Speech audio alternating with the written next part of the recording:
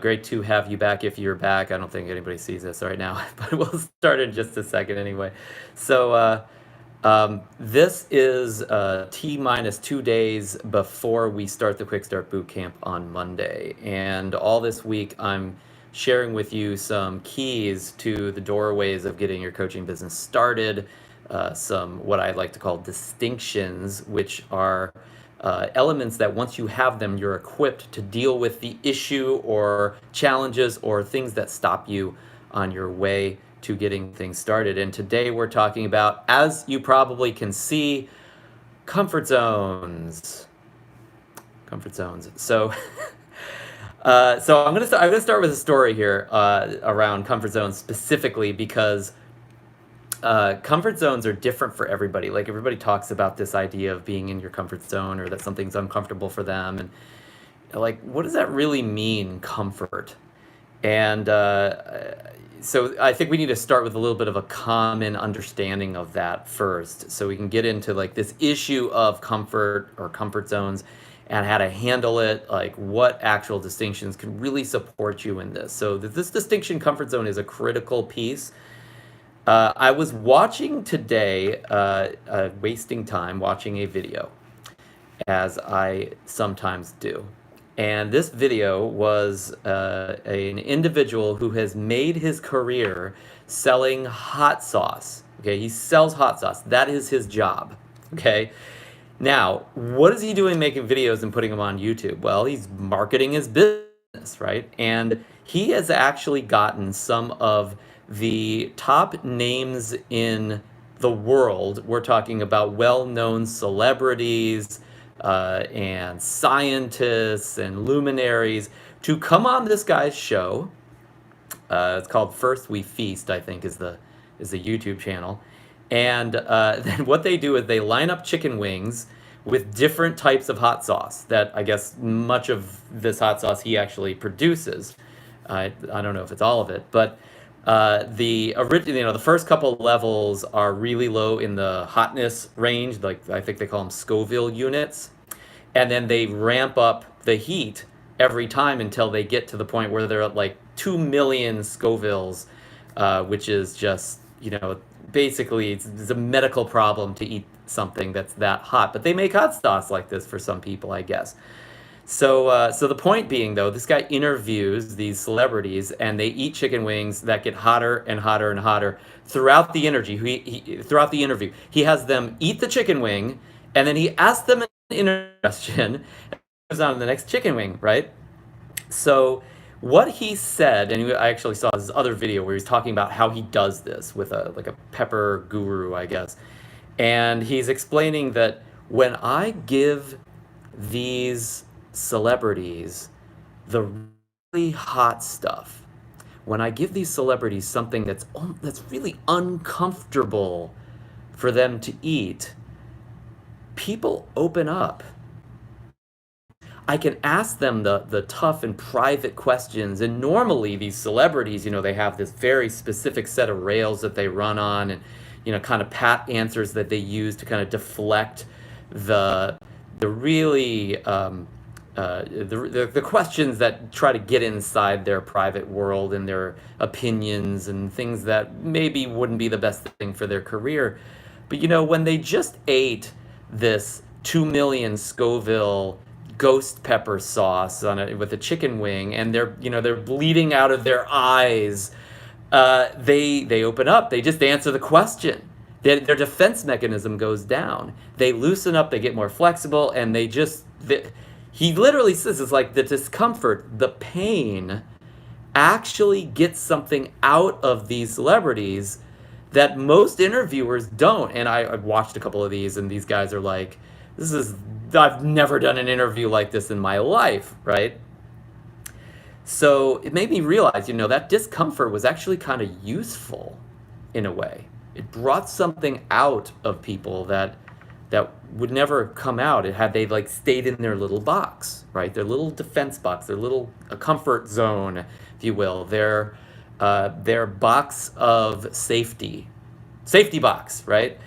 So, but anyway, so the one I was watching today, though, was this gentleman who does these interviews. He was on he was on with this other guy who is like a pepper expert. He's not a sauce maker. He actually cultivates or buys or uses and understands all these really hot peppers, right?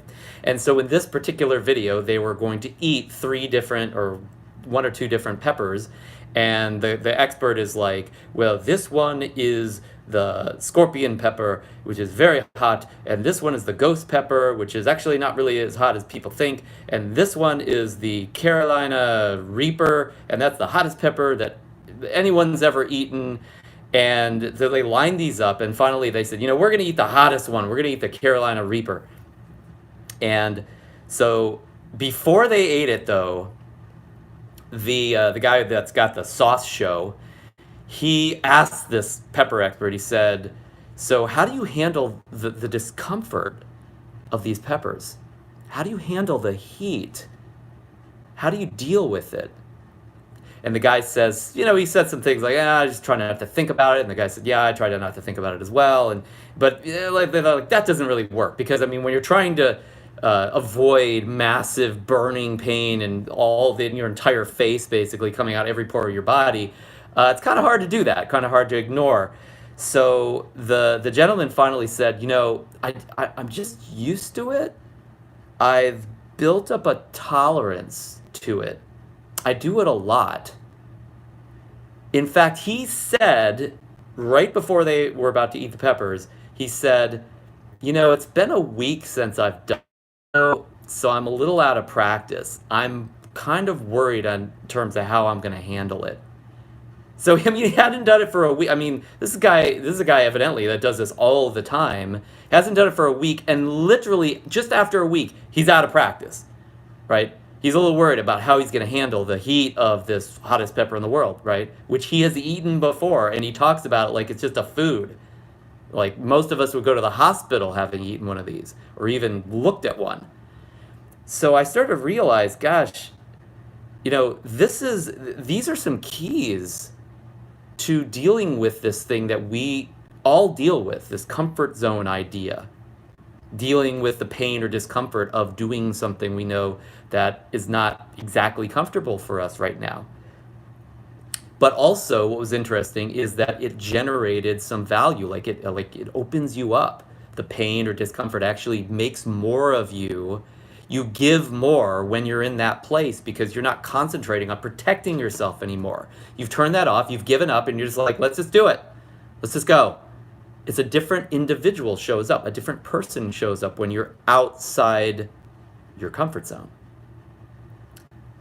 And it's a practice, at least the way that this guy talked about it, the pepper eater. I'm out of practice, I haven't done it for a week. This guy practices on discomfort, basically, like for a living. How's that for weird? So it reminded me, though, of another, when he said tolerance, it reminded me of years ago when I was on a trip in the Amazon rainforest. And if you haven't seen, I've got videos way back, we're talking 10 years ago, that I put on YouTube for my trip into Peru and into the Amazon. And so we were going through the Amazon, and we were doing all these tours, seeing just this amazing stuff. We'd go one day to see the howler monkeys, and then one day we would see the giant sloths, and then one day we would go to see the parrots, these macaws, these giant, really amazingly colorful parrots, all the colors of the rainbow, right? Because they have no natural predators, and they could be, speaking comfortable enough to just like have all these colors in their plumage, because their whole natural selection was to attract mates, not to like make sure that prey animals wouldn't like prey on them, because nobody was coming after them at that time. So it's really comfortable, or I'm sorry, colorful, thinking about comfort zones again, colorful parrots. So we went to see them one day, and so we're in a kind of a branch of the Amazon, and going on one of these boats, and we say it, and the guide said, if you want to see these parrots, you got to go to the clay lick, and we're like, what the heck is a clay lick? And he said, well, what happens, the Amazon, twists and turns all over, these countries, all over South America. And as it does that, it digs into the soft soil, this clay soil. I mean, anybody knows the Amazon, the soil it's not the highest quality soil. It's like this kind of nutrient, poor clay. The clay has a lot of minerals in it, but it's not great for like growing things. So anyway, the rivers go back and forth, and they eat into the soil. And then what happens? They go down, down, down, down, down as a result, and eventually, there's these huge high walls like that go for 20, 30, 40, 50 feet up, like these mountains of clay that are dug into by the Amazon, right, by the tributaries. And so he said, you got to go to a clay lake. And he said, why do we have to go to a clay lake now that we know what this is? It's all this exposed clay on the side of the water. And he said, the reason you go to a clay lake is because the parrots have to go there every day. He said, why do they have to go to the clay lake? Well, he said, they go to the clay lake and they lick the clay. That's why they call it a clay lake.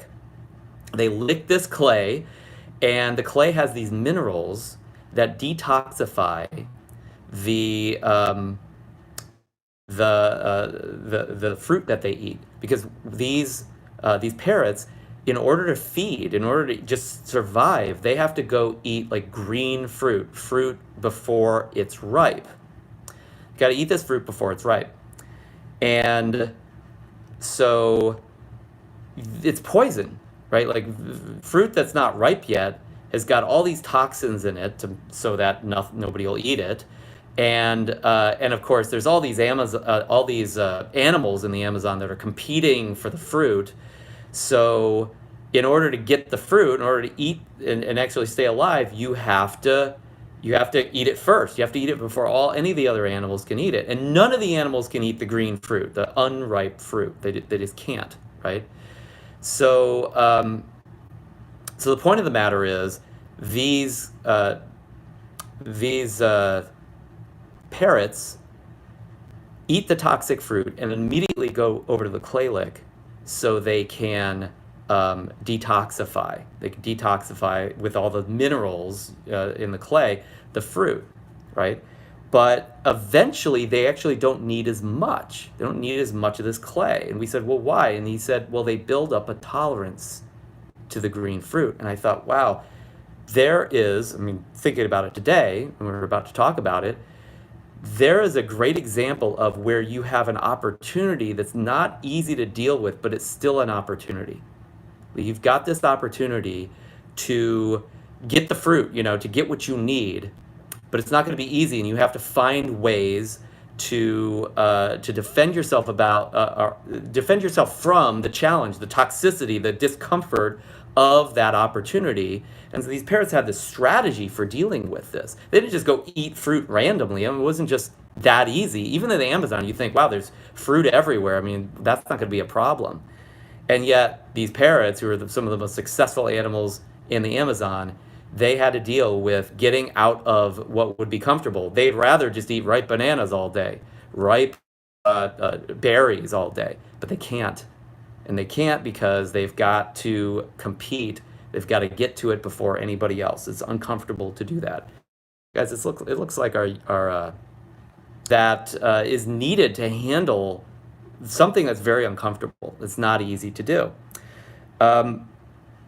Here's another idea. Another trip that I took years ago with my who's now my wife. At the time we weren't married yet, and we had a week-long cruise where we were South America as well. I met my wife in South America. She's from South America, and so we got on this cruise in Argentina, and then we went all the way around Cape Horn, and then back up to Chile. And just saw all the sights along the way. It was like just about a 2-week cruise. It's just really, really beautiful and super comfortable most of the time. Speaking of comfort zones, right? So, but there was this portion of the cruise where we were rounding Cape Horn. Anybody knows about Cape Horn? It's the southernmost tip of I think it's Argentina, in Ushuaia. southernmost tip of South America, basically the end of the world. It's really close to Antarctica. So we're rounding the horn. And anybody knows anything about that, like that, those parallels, 30s and 40s, down far, far south, near the South Pole, there's no land. It's like you could literally go around the world just over the ocean and never hit land, basically, as long as you're south of these capes, Cape of Good Hope and Cape Horn.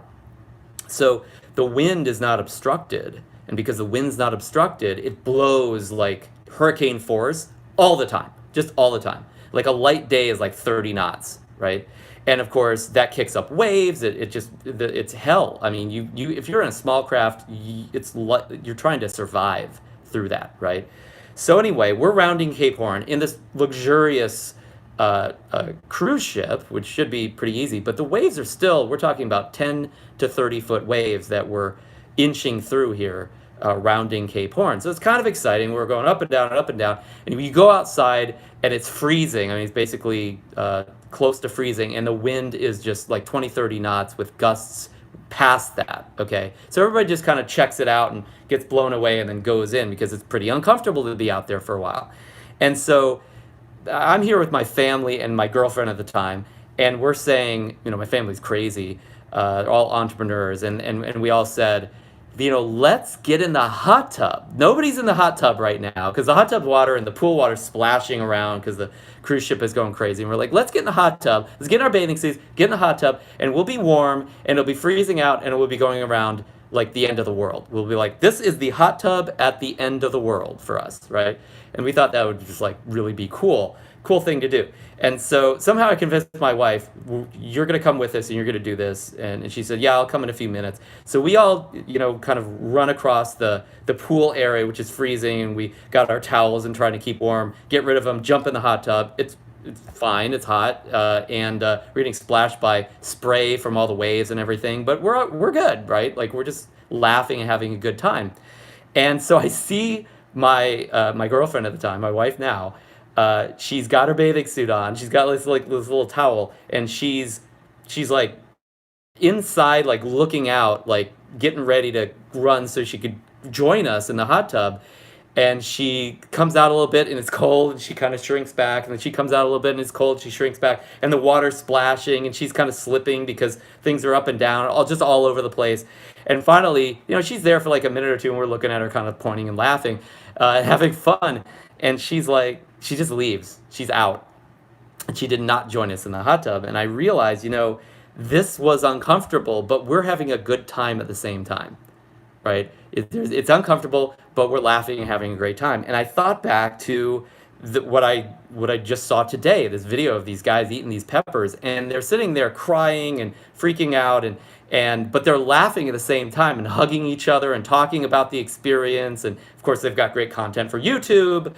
And they're having a great time. They're in great amounts of pain, right? The guy said, I haven't felt this much pain in a long time, right? Talking about discomfort, it's not just discomfort, it's pain. They're suffering and they're laughing about it. So I thought to myself, this actually, like being uncomfortable can actually be fun. There's certain discomforts that we enjoy in our life. It's not a comfortable feeling, right? And I started to realize people look at things differently. Like me and my family looked at the hot tub, in freezing, at the end of the world as fun, and my wife looked at it as uncomfortable and probably didn't care about the fun, right? So we had a difference in values there. So everybody's different in the way they deal with getting outside their comfort zone. The parrots deal with it by detoxifying and building up a tolerance. The pepper eaters deal with it by having fun with it and building up a tolerance and not thinking about it and all these other things and just dealing with it. And we dealt with it at the hot tub by just deciding, hey, this is worth it for us. This is a once in a lifetime experience to do this. So let's do it. In fact, it reminds me that when I was watching those guys eating the hot peppers, they were like, hey, this is a once in a lifetime opportunity to do this, right? So there's ways to handle this. There's ways to get outside your comfort zone. There's ways to get through it. And you've got to during the boot camp, or else you will not grow at the level that you could. So I'm going to give you a couple philosophies, a couple of what I would call beliefs, a couple thoughts that you could take on your journey, some distinctions that will support you in getting outside your comfort zone successfully. First one is the belief that I can handle it. I can handle it.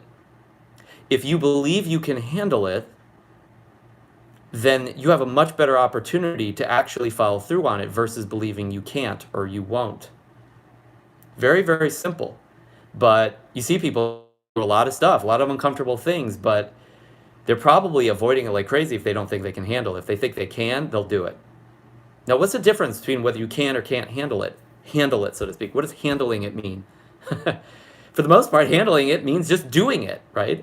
I mean, somebody does it and they freak out. It's like they can still handle it. They're not dead, right? It's not permanent damage, chances are. It's just doing it. So believing I can handle it just gives permission, so to speak, for actually doing it. Another one, I use this all the time for coaching sessions, although you could use it for almost anything, is, and this is not even a belief, I guess it is in a way, having a no expectations attitude, a no expectations approach. I do this before coaching sessions. I say, I expect nothing. So you cannot surprise me. You cannot and will not surprise me during a coaching session because I already know I don't expect anything anyway. You can do anything with me on a coaching session. I know I have no expectations anyway, so whatever happens, I just handle it, right? I also believe I can handle it, like I said, but it's a no expectations attitude. When we have expectations, we'll talk about expectations tomorrow in our T-1 day live stream. But when you have expectations, it sets you up for discomfort because you can't predict everything. How do you know if that expectation is going to get met or not? Who knows? We just can't predict.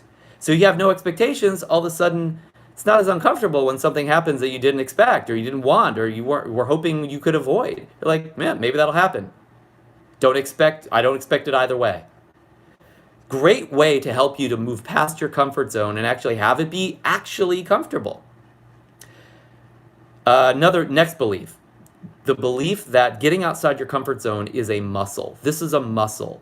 Building up a tolerance to the pain or the discomfort or whatever you want to call it, right? Like instead of thinking, well, if I'm not comfortable with that, I just can't do it, I can't handle it, it's got to be a certain way, saying, you know what, I'm just going to try this. I don't have any expectations. And if nothing else, I'm going to build the muscle of dealing with this, of having this session, of asking for the order, of asking for people to sign up for a free or paid coaching relationship.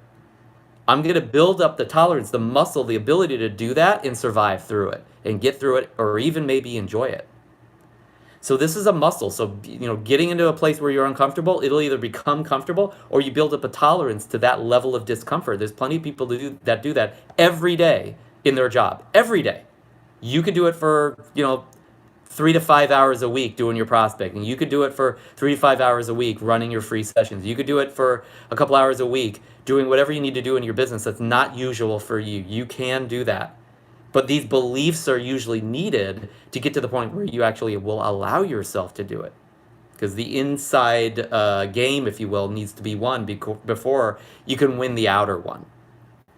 So this is a muscle. You build up skill or tolerance, the skill of dealing with the emotional labor of being uncomfortable or asking for something that somebody might say no to or whatever. Next, and this kind of stems from the story I just shared around the hot tub, I can make this fun. What if you believe that the things that you thought were uncomfortable, so uncomfortable that you can't do them or won't do them or can't handle them, that you could actually imagine them being fun? Actually imagine what you could do to make them fun. What aspects of them actually could be fun? When I first started making my calls and actually talking to people as coaching clients, I just laughed about it the whole time because I just thought it was insane that I was so scared of it. I was so worried about it. I just didn't, I wasn't ready to do it, or all these stories I made up in my head. And so I was rather than letting those things stop me, I let them entertain me. I was like, isn't that interesting how I am? Isn't it interesting how ridiculous the thoughts are that are going through my head? They're keeping me from doing what I need to do today. It wasn't comfortable, but it was entertaining. Now, I don't think those same things anymore because after doing it for 10 minutes, 20 minutes, 30 minutes before I would do something, it just got so ridiculous. I was like, why am I doing this? So now if I do something that's uncomfortable, it'll be uncomfortable for like 3 seconds. I'll check it in my head. I'll notice how ridiculous the thoughts are, what that discomfort is. It has nothing to do with reality. And then I just go and do it. I go and handle it. Still not comfortable for at least a moment, but it's not like 30 minutes of discomfort like it was 20 years ago, right? So whatever amount of time your discomfort is, the more entertaining and fun and ironic you make it, the more you can see your own kind of idiotic reactions to things and laugh at them and not take them so seriously, the faster you can get past that and get to whatever you need to do for that particular day. And then finally, consider this. This is a belief that I believe wholeheartedly. The real growth, the real value in your life, the real value in getting your business started, in being successful in the area that you're working on right now that you're not successful at yet, is found outside your comfort zone. Like, it's valuable to get outside your comfort zone. I mean, it's practically priceless depending on what your strategy is. So outside your comfort zone is where all your growth is found. It's where all the value in your business is found. It's where, like, whatever you're comfortable with today, you're already doing that. So if your business sucks today, it's based upon the fact that you're not comfortable with doing other things that would make it better. If your business isn't started, well, it's because the things that, unless you just haven't decided to start yet, assuming you really want to start, it's because the things that would get you started, you're still uncomfortable with to the point of not doing them. If you saw the value in doing the things that are uncomfortable, all of a sudden you'll get the result. Does that make sense? So, one of the original kind of personal growth speakers, Jim Rohn, kind of the mentor to one of my mentors, Tony Robbins. He has a kind of famous quote. You can find it, I'm sure, all over the place. I'm pretty sure this is his, though. And Jim would say, it's easy to pay the price when the promise is clear. It's easy to pay the price when the promise is clear. And so maybe you're not getting outside your comfort zone, wherever that is for you, wherever the shoe fits, because you don't see it as valuable enough yet. And if the promise of you getting outside your comfort zone was clear to you, if you saw how valuable it would be for you to do that, maybe then you would employ the effort that it takes to break through that comfort zone. It does take some effort to do these things, to cultivate these beliefs, to deal with the strategies that to employ the strategies that we're about to talk about. Okay, it is. It takes work. That is a price that you pay, and you've got to get really great, as Robert Ringer would say, at paying prices. You got to get busy with price paying. There's so many coaches out there that don't get started simply because they're not very good. They don't have a really strong muscle at paying prices. They're really good at enjoying different aspects of different things, but not really great at paying. There is a price involved. So the price here that I'm talking about is getting outside your comfort zone. The price is the effort that it takes to do that. And you need to know what that promises to you in order to be willing to pay it.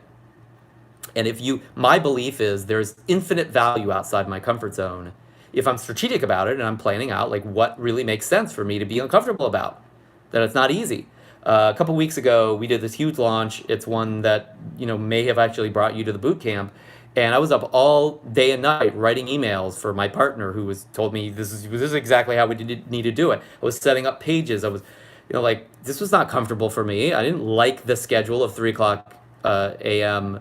Going to bed and being done with work. It wasn't nice, but I saw the value. I understood what I was doing with my partner and why I needed to be really valuable to them as well. So I saw the value. I did it, right? So you've got to find the value in what you're doing that's so uncomfortable that you would avoid it, so that it's worth employing these beliefs and strategies in order to break through it. Hope that makes sense. It's easy to pay the price when the promise is clear. So now we talked about these beliefs that can support you in breaking through your comfort zone. What about strategy? Like, what are some things you could literally do, like tactics for this? First one, and we employ this in the boot camp, is social proof. Kids use this all the time. Kid doesn't want to go down the water slide. She sees my daughter didn't want to go down the water slide for years. She knew she could. She was old enough to, but she just didn't want to. And then finally, she just saw all her friends doing it and doing it and doing it. And she went up with her friends and she just did it. It was social proof. It was social proof that this is possible. I can do this. I should do this. My friends are doing this. A little bit of peer pressure. Oh, okay, I'll go ahead and do it. It was worth it to her all of a sudden because we're friends, right? Kids do this all the time. Kids don't know what's going to happen when they eat this food or go into that room or go to school for the first time or whatever. Mom and dad have to provide social proof. Say, hey, this is okay. This, do what we're doing. This is safe. And other people had to be around and having fun and making it okay. So what we do in the boot camp is we make it okay. We make it safe because we're all doing the same stuff that seems so dangerous when you're by yourself. We don't want you to be alone there. That's why we want you to join in all these activities. It's not because we like spending all this time together. It's nice. But I mean, we've got great things to do in our business as well. Bring you together because we know it provides a lot of that momentum and that social proof for saying, hey, these other guys are doing it. I can do it too. It may not be comfortable, but they did it. And then you start to model them and see, hey, they can handle it. I'll handle it too. Rewards. Give yourself a short-term reward. If you know something was uncomfortable for you and you did it, reward yourself. Like give yourself that extra little ice cream or that extra hour spa day, whatever. Like just do something nice for yourself. A lot of people don't justify doing this and rewarding themselves because they say, well, all I did was make 5 calls. So what? Well, look what it took for you to do that. It was hard for you. It was uncomfortable for you. You gotta, like, yes, maybe somebody else is no big deal. They don't need the reward, but you sure as hell do. So give it to yourself. If something took you, it was like really uncomfortable for you, like don't compare yourself with whether it's comfortable for somebody else as to whether or not you deserve a reward. You deserve a reward if it took you the intellectual, emotional, spiritual effort to break through your comfort zone. Like give yourself a reward. That's part of the promise, right? Some of the days that I would make 3 hours of calls, I didn't like want everybody to say no that they was saying no to me. I wasn't like enjoying that process. But what I was looking forward to was, gosh, when I'm done with this, I'm gonna go take it easy. I'm gonna go relax. I'm gonna go take myself out to dinner. I'm going to do something nice for myself, or I'll just feel really good about myself. So there was a promise there. There was a reward I knew I was going to give myself. Some of us are really stingy with our rewards for ourselves, our celebrations, for whatever reason. And it's like, it only hurts you. It's not like a selfish thing that wastes time. It reinforces your progress, especially when you need to get outside your comfort zone. It's a great carrot at the end of that stick, so to speak. Small bites. Sometimes ripping the entire Band-Aid off, no matter how much people like to say it's such a great idea, and I'm not saying it's wrong, sometimes you just got to go a little bit of it at a time. If you're not comfortable talking to people and asking them to sign up for sessions with you, then just ask somebody that you know can't say no, that you know is okay with whatever you do. Start with them. In fact, one of the things we'll talk about in the boot camp is making your list, your prospect list, from most comfort to least comfort. So you start with the most comfortable.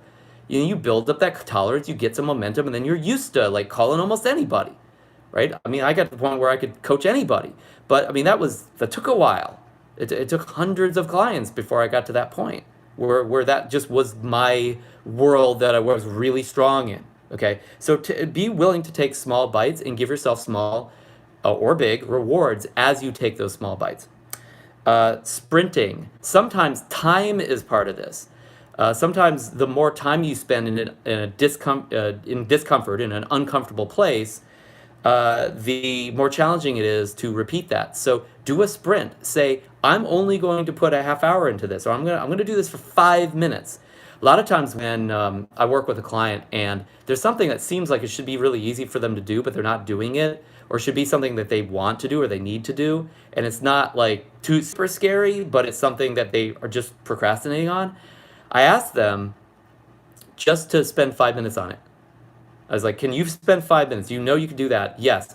And I was like, why haven't you done that? And they say, because, well, I mean, 5 minutes is nothing. I need to put like 3 hours into this in order to make some progress. And I said, progress for you, doing it at all. You're not doing it at all. Let's just start somewhere. Start at like doing a push-up, right? So they put their 5 minutes in, and here's what happens. It happens almost all the time. I say, are you doing your 5 minutes? Yes, I'm going to do my 5 minutes. Great. Okay. And I said, let me know when you did your 5 minutes.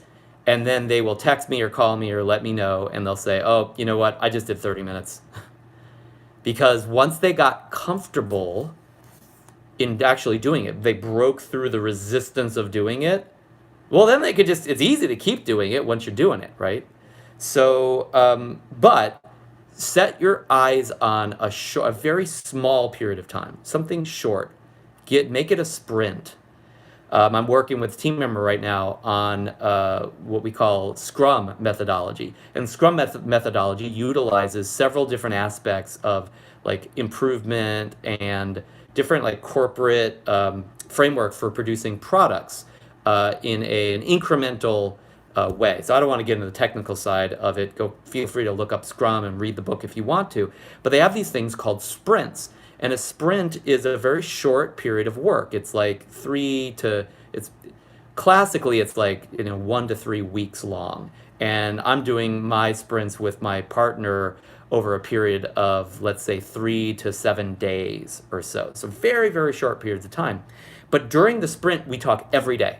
Like as soon as I'm done with my live stream, I got to talk to my partner here because we're going to work together on our sprint. Is the last day of our sprint 17 or whatever it is.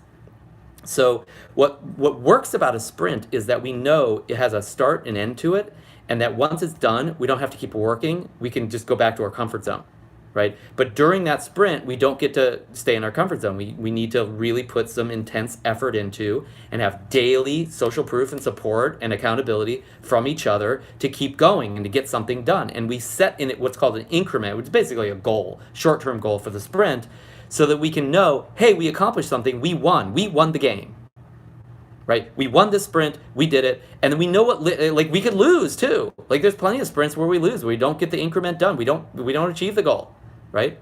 That's okay. It's like most of the things nowadays, especially with kids, it's like we give them all the trophy every time, there's no losing. It's like we created the sprint, not just so it's short enough so we can handle it comfort-wise, but so there's winning and losing. And that discomfort actually is a good thing because it drives us to win, because we don't want the pain of losing too. So it's actually a positive motivation, even though it feels negative when it happens. So sprints, and after your sprint, this is really key, resting.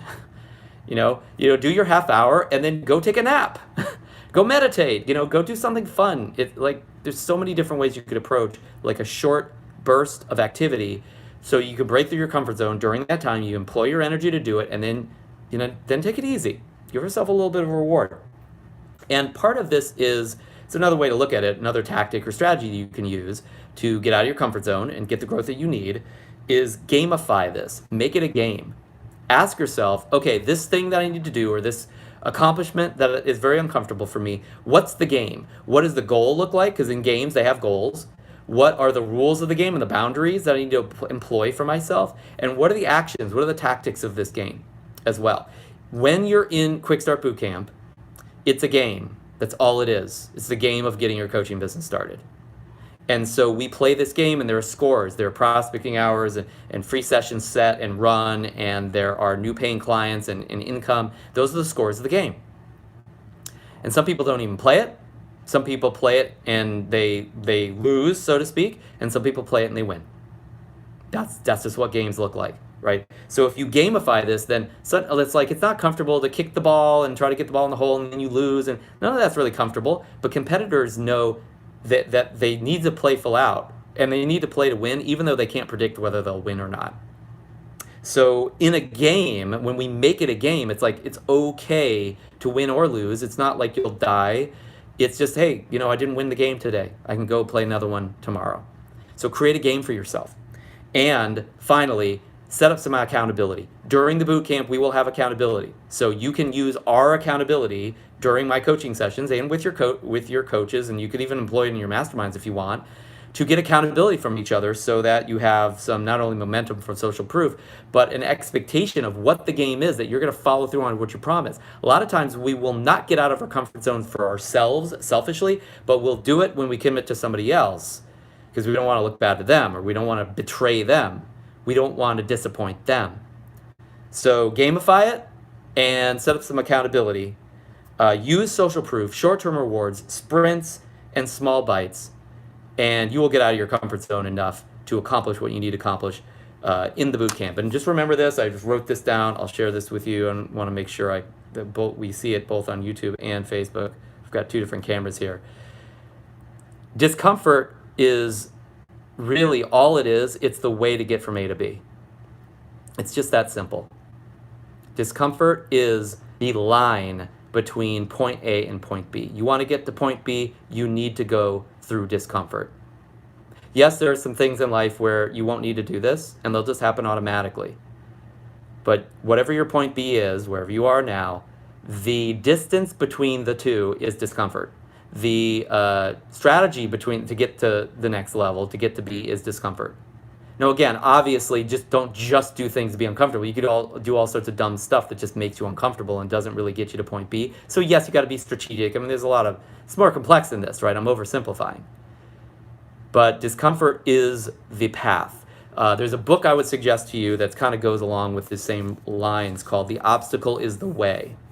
It's a kind of comes around with Stoic philosophy and things like that, but I just read this like 6 months ago or so during a very challenging time in our business, and I was pretty demoralized at the time. Not forever, but for 3, 4, 5 months. It was touch and go there for a while for myself emotionally, and it was just a perfect book at the time because it really, I mean, the whole point is the title, the obstacle, the discomfort. That is the path. That literally is the path. If you can learn to love the obstacle, love the discomfort, appreciate that that's actually the way to get where you want to go, then that's ultimate freedom. Like, anything's possible for you. It's just a matter of deciding where you want to go and how much time in your life do you have to get there, and what strategy is it going to take, and who do you want to take with you. So I'll see you tomorrow for T-1 day before our boot camp, and get out of your comfort zone. It's one of the key principles of how to play full out in the boot camp. If you do this, you are going to win some way, some shape, some form in this game that we'll have in the boot camp. And I'll see you then. Take care.